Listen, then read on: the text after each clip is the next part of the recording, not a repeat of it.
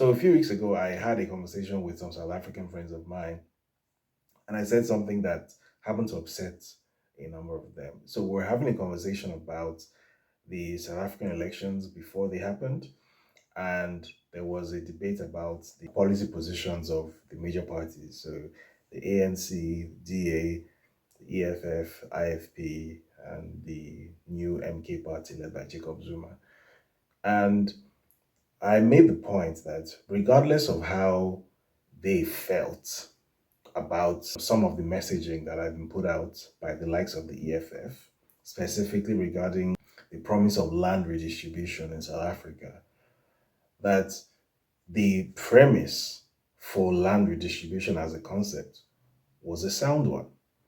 That rather than looking to the example of Zimbabwe next door, that this is what happens when land is redistributed, that actually they should look a bit further back and they would find out that even the US has used land redistribution to great effect before. So, for those of you who don't know, in the immediate aftermath of World War II, during the US occupation of Japan under General Douglas MacArthur, land redistribution was actually carried out in Japan. So, up to 38% of the country's land under cultivation was bought by the occupying government and was then sold to the tenants who were actually working on that land. So basically, overnight, Japan went from a country that had a few thousand large landholders into a country that had hundreds of thousands of landowners. So basically, at the stroke of a government pen, overnight, a middle class in Japan was created. So basically, what the occupying government did was that it bought this land from the landlords and they sold it at an extremely subsidized knockdown rate that the tenants could afford. The land was worth way much more than what the government sold it for to the tenants. It was within what they could afford. So what that did was that almost overnight, it created a new class of potential Japanese wealth creators, because one of the most important things about land ownership is that one can borrow against land that one owns. So land effectively becomes an asset to be borrowed against. One can raise money against land, can use that money to start a business, can do other things with it. When one has land that cannot be borrowed against, that is known as dead capital. The Japanese term to describe this thing was, 農地開放 and I use this as an example in that conversation, as a case in point about why land reform, whether we like it or not, in some form or the other, has to happen. These friends of mine who happen to identify with the South Africa center right, the the parts of South African political spectrum that purports to be sound money, pro market. They're not radical people at all.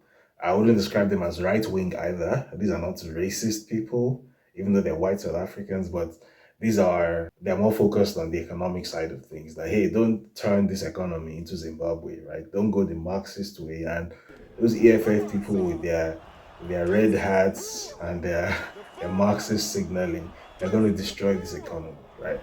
So they got very upset with me for making the point that land redistribution is not just a failed policy from Zimbabwe, but it's something which has been done to great effect in multiple places around the world, including in Japan, which is by no means a socialist or a communist sort of economy. And it was actually carried out by the US at the time. A few days later, I was having a conversation with another set of South African friends, this time from the decidedly leftward side of the South African political spectrum. And I also managed to upset them because I said that, look, I don't believe that typification of land reform as a leftist or a Marxist or socialist or communist policy is accurate. In fact, I said that I believe that if anything, if one is looking for an example of the flagship socialist or Marxist or whatever leftist policy that has left an indelible mark on South Africa, it wouldn't be potential land reform, it would actually be apartheid. My argument was that apartheid was actually a form of socialism, but it was socialism that was restricted to white people. And the arguments were simple. I said, look, what was the purpose of apartheid? The purpose of apartheid was essentially to ensure that 9% of South Africa's population, that is the percentage of the population which was made up of European settlers, would not have to compete for resources with 87% of South African population. So basically, the 9% didn't want to compete in a free market with 87%. So using the levers of government and using laws and the powers of states, they created this system called apartheid that literally made it impossible for the 87% to take part in the South African free market. So, using government power, the market was artificially distorted in favor of 9%. 87% were not allowed to participate. One of the most important ways they were not allowed to participate was that their land was expropriated from them. The land was stolen from them. Land is one of the four factors of production, which are land, labor, capital, and entrepreneurship, right? So you have labor, you have entrepreneurship like everyone else does, but you don't have capital and you don't have land. If you have land and you don't have capital, you can borrow against your land. So you have both capital and land. But in this case, if you're a black South African, part of the 87%, you didn't have capital to begin with, then your land was expropriated. So basically all you had was labor and entrepreneurship. Entrepreneurship is useless. You can't do anything with it without the other three factors of production. So to earn a living, all you had was your labor. And that labor was going to be exploited cheaply. And that, by the way, is exactly what happened for almost a century. That was the entire basis of apartheid, that the 9% did not want to compete in a free market setting with the 87%, and they wanted to have free and unbridled access to the resources of South Africa without having to compete with 87%. I thought what made my argument even stronger was that in addition to merely just doing that, the 9% also went to the extraordinary extent of importing hundreds of thousands of Eastern Europeans. So the first thing that was done was that the 87% of the population were headed into Bantu reserves, right, which were strategically spaced apart to make it impossible for the black South African population to interact with each other, to form economic connections. When people form economic connections across large areas of land and in large numbers, it leads to economies of scale, it leads to certain economic efficiencies, and it improves their productivity and efficiency, which is what the 9% did not want. Because bear in mind, again, the entire point of this was to prevent the competition within a free market setting. So land was expropriated from these people. They were locked into Bantu reserves. They weren't allowed to move. They were physically prevented from moving around the country, right? They were locked in place. And then the 9% then imported hundreds of thousands of Eastern Europeans to artificially repopulate the areas of the country that had been left empty when land was stolen from the original inhabitants. So you essentially create a new population with the expectation that eventually the black population would basically die out. And then, very crucially, these hundreds of thousands of people who were imported from Eastern Europe were given some of the most generous relocation packages for immigrants in the world at the time. Everything was subsidized. The flights to South Africa were subsidized. Their homes were subsidized. Their consumption was subsidized. And eventually, that was actually what, almost more than anything else, was what contributed to the collapse of apartheid. It was essentially that the government budget simply could not deal with the pressure of paying for all of these subsidies indefinitely. So, putting all of that in perspective, my argument was that I didn't believe that the idea that land redistribution is a left wing policy is true. That if anything, I would actually argue that apartheid, the expropriation of land from white people, from black people, for the exclusive use of white people to prevent black people from competing in a free market with them, was in fact a socialist policy. That was my argument. That argument may be right or wrong, but that was my argument. And it got some of my friends on the left very upset because how very dare you suggest that something that malevolent was somehow linked to socialism? Now, my thinking was that putting aside these labels, these words, because that's all these things are, they're just words. Socialism, capitalism, communism, this, that, they're just terms, right? Putting them aside, what do these things actually mean? And in the context of what it is that we were trying to accomplish. So in that instance, it was a political conversation unique to South Africa, but now I'm talking about Africa in general. With relation to what it is we're trying to accomplish, do those things even describe the actual struggles that we are facing? Do those things even um, have value in terms of defining where we are and where we want to get to? And that's what I want to talk about today. That some of these terms and words that we use to define the political economy when we're having these conversations about why Africa is where it is and where Africa is currently, some of these terms actually do not accurately describe where we are as an economy, as a culture, as a people. They're just terms that we sort of force onto a narrative and they're very ill-fitting.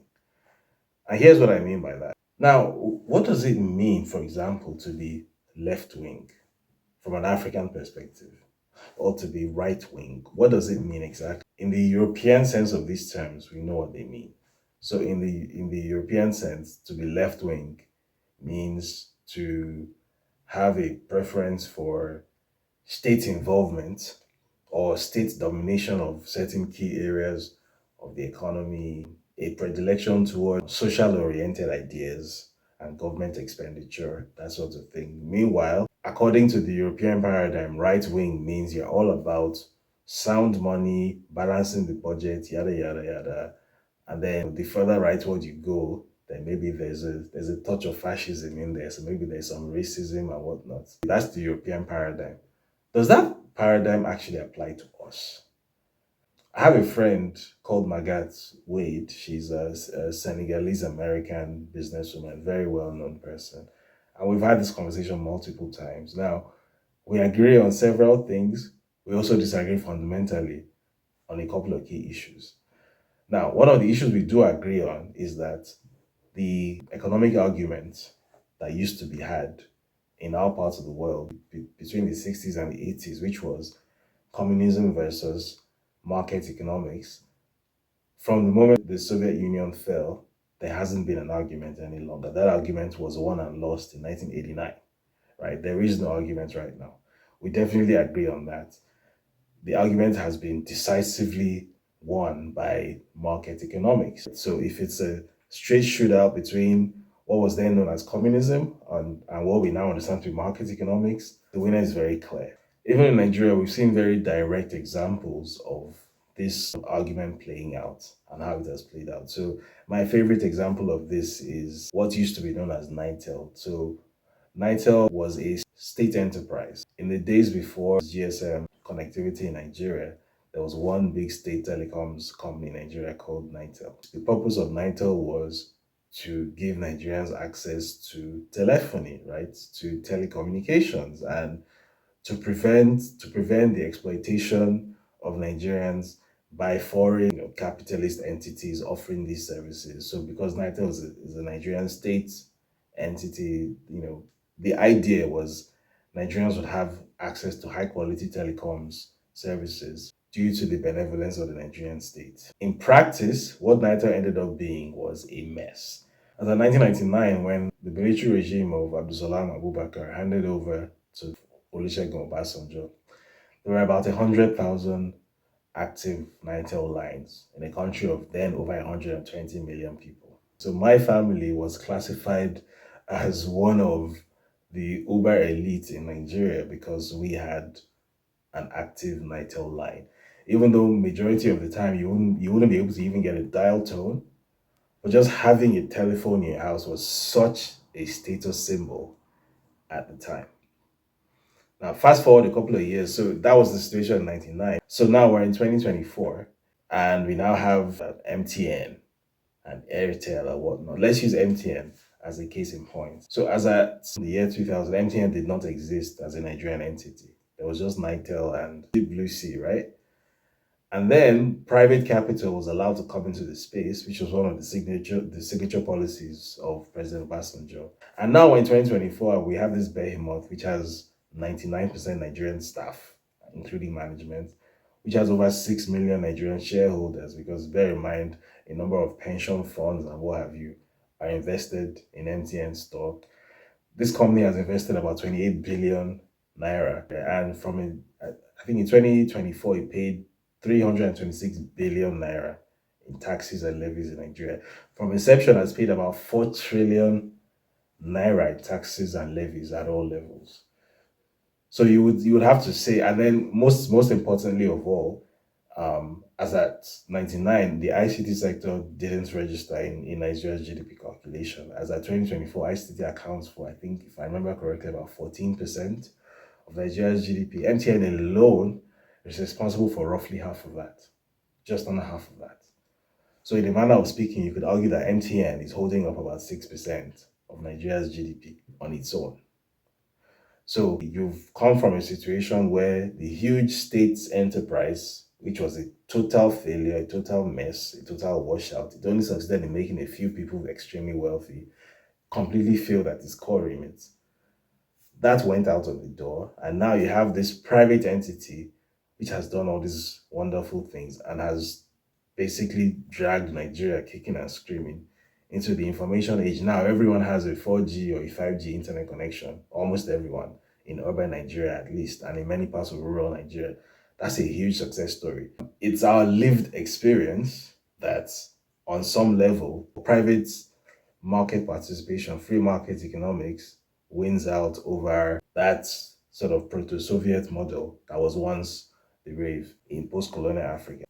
Now, on the other hand, does it then mean that because you have seen this great triumph in market economics, that any and every institution which claims to speak on behalf of the market, which claims to make recommendations that are geared toward maximizing market efficiency and improving the quality of capitalism or whatever, that you then have to do what they tell you because, well, the market has won out over the socialist model?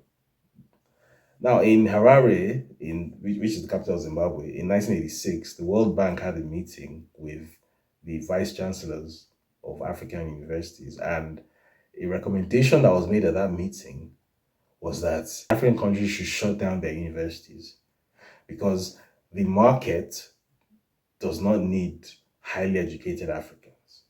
That basically the level of education that the market needs from Africans is primary education. And that if there are any sort of extremely precocious, talented, whatever, who have to further their education, those ones should be sent abroad, right? Where obviously they will be assimilated into that system and they're probably not going to come back. But as far as the market is concerned, the purpose of the African human being is to carry headpans filled with minerals from the mines, right? Primary education, that's all the market requires of you.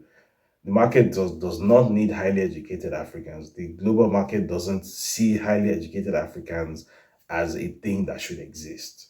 Because according to the global capitalist model, the purpose of Africa is to be the mine and the farm. That's it. Primary production zone filled with poor people with their primary education. That's it. So having tertiary educated Africans making up an increasing proportion of the population doesn't fit into that model. So that was the recommendation that was made in 1986.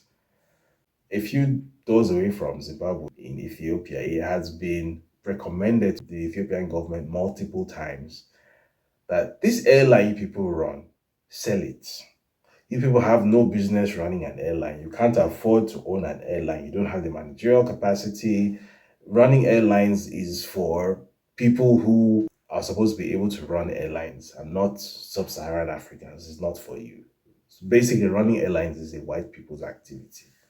Or at worst, maybe an Asian person's activity. It's not an African person's activity. What business does Ethiopia have running an airline? You're one of the poorest countries in the world. You're suffering from drought and you're running an airline. Sell this thing. You shouldn't run an airline. And they were told this thing multiple times over the decade. They didn't sell it. And now it's difficult to think of and Africa without Ethiopian Airlines. It's like it seems to be woven in amongst the fabric of everything that is good and great about Africa at the moment. But up until very recently, that was the advice that kept on coming from the World Bank and the IMF that the Ethiopian government, which is the sole owner of Ethiopian Airlines, should sell it. That the Ethiopian government has no business owning and running an airline.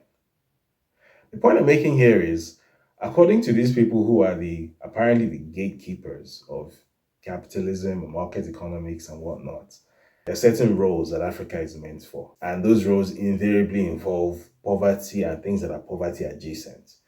Anything that is not poverty or poverty adjacent is for other people. You are exactly where you are supposed to be as God surely intended. And my question here is that, does the self actualization of Africa find some sort of place within these models that have been set up for it?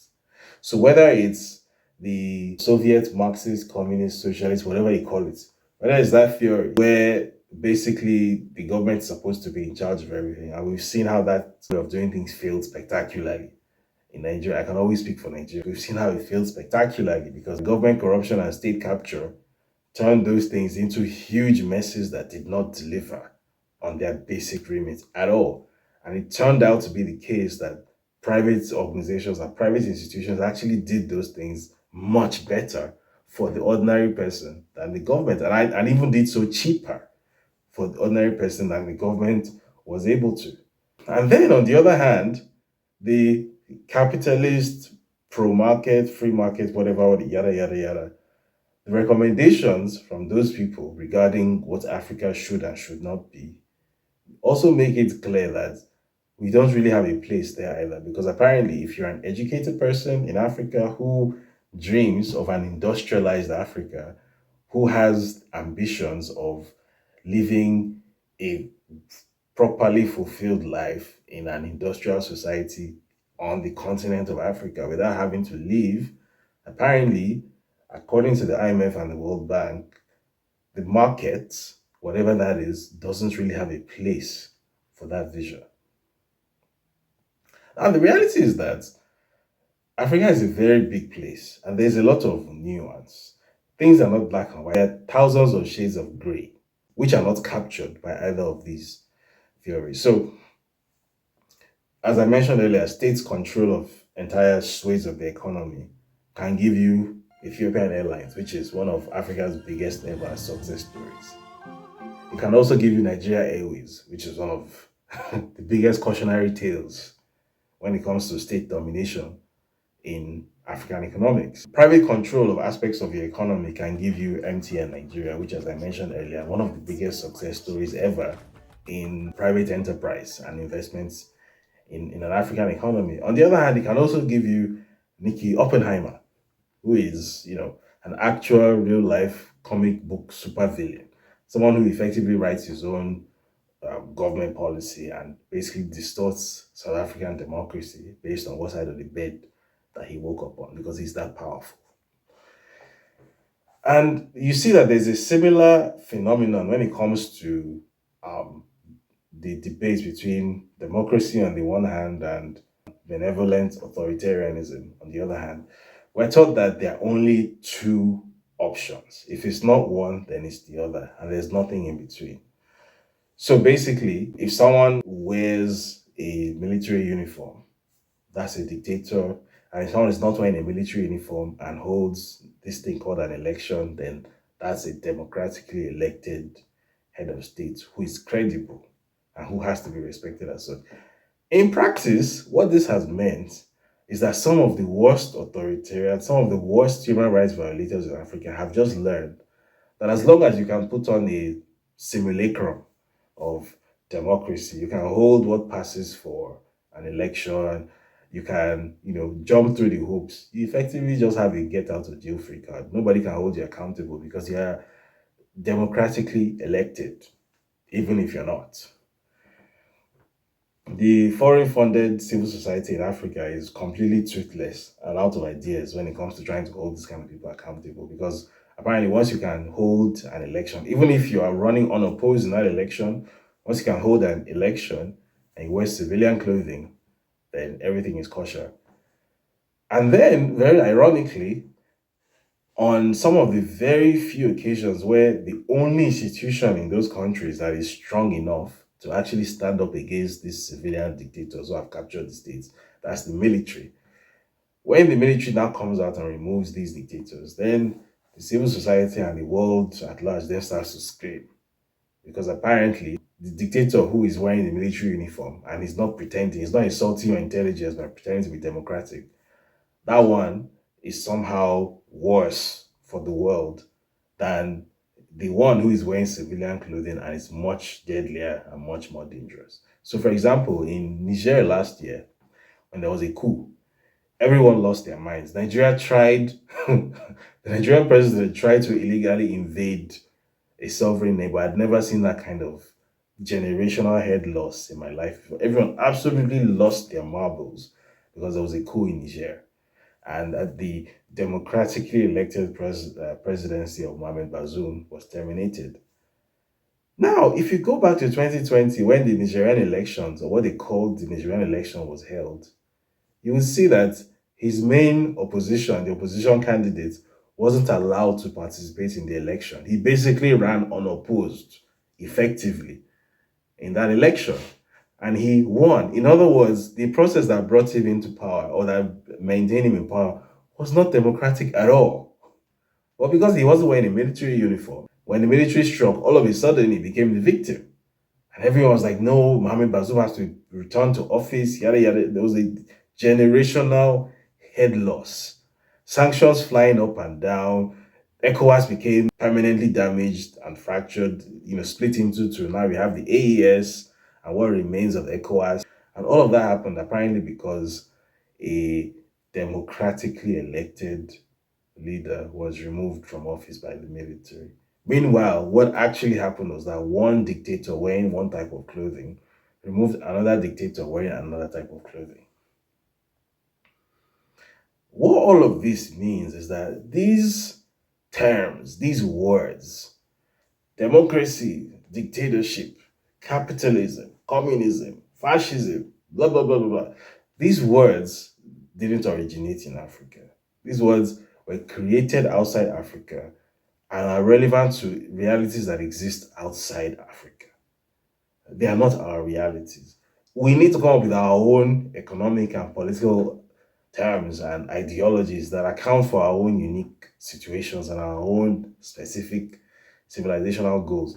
This kind of ideology will acknowledge and account for the reality that as Africans we're coming from an externally imposed situation of disadvantage, which means that sometimes unusual actions, even dramatic actions, will need to be taken to redress this imbalance, up to and including significant state intervention. That is a thing. However, this ideology will also account for the fact that this state intervention must be organized in a way that will prevent the usual corruption and state capture from completely distorting the outcome and turning it into a mess. This ideology will acknowledge that the economic direction of the continent, we want it to be one that will accelerate our GDP, our economic growth, make our economies attractive and easily investable, must happen without losing our own sovereignty and ownership of our land because our history tells us that there's always a boogeyman out there who is constantly trying to, by hook or by crook, gain possession of the land under our feet and undermine our sovereignty. The boogeyman is real, he exists. That's just a fact. It's undeniable at this point in time, right? And there's no point pussyfooting around it. So, in as much as we want to make our economies investable and we want our economies to grow, we also want to do so in a way that does not compromise our sovereignty. That economic ideology or political ideology I'm referring to has to take this into account. It also has to take into account the reality that it's not realistic to expect a country that, for example, has just come out of French colonial rule, because in the so-called France Afrique, they might have the ability, they might have their own flags and anthems, so those guys are not independent, functionally speaking. They don't even issue their own currency. They can't take any decisions without the say-so of Paris. Functionally, they are not independent at all. So a country that is just breaking out of that colonial mold and is just for the first time starting to create its own way of doing things, build its own systems and structures and whatever. It's not realistic to expect that country to move straight into this sort of South Africa style democracy. It's not realistic because it hasn't had the chance to build its own governance systems and then go through a transition period where it builds a new economic model that isn't based around exporting its raw materials to France, and then build a new, very crucially, a new educational system. It needs maybe a whole generation to do that. So this ideology will account for the reality that there needs to be a transition period during which time elections may or may not be a realistic thing. That's just an unfortunate reality. But also, it also needs to take into account that there is a significant non-zero possibility that whoever is in charge of midwifing this transition period, the leader, there's every possibility that they might choose to take advantage of this to perpetuate themselves in power instead of just using it as a transition period. That has to be taken into account as well. Now, I'm not claiming to have all of the answers, but the general point I'm making here is that we need our own ideas when it comes to political economy. We need our own theories, we need our own ideologies because other people have their own. We seem to be the only civilization on earth that is expected to exist exclusively at the ideological pleasure of others. So we always have to fit into other people's boxes. You always have to fit into the ideological holes that other people somehow always manage to create for us. So if you're not socialist, then we're fascist, we're capitalist, we're social democrats. There's always a box to push us into, which actually does not reflect our reality. The other civilizations on the planet that have become successful coming out of a colonial era, those civilizations also had to go through a period where they came up with their own social theory. So the Chinese did it, for example. They call their political theory communism with Chinese characteristics. Well, you will argue that the communism is silent nowadays, but nevertheless, that's what they call it. And communism with Chinese characteristics has made China the world's largest economy now by purchasing power parity, larger than the US. So do we call our own, I don't know, capitalism with African characteristics? I don't know, but I think that a very useful quote with which to end this video is a quote that I think the first time I read this, I was about 10 years old and it has never left my mind. It was a quote by Deng Xiaoping, who became president of China in 1979, which was the period when China launched into its current growth phase. And the quote is, "It doesn't matter whether a cat is white or black, as long as it catches mice." I hope you got the message.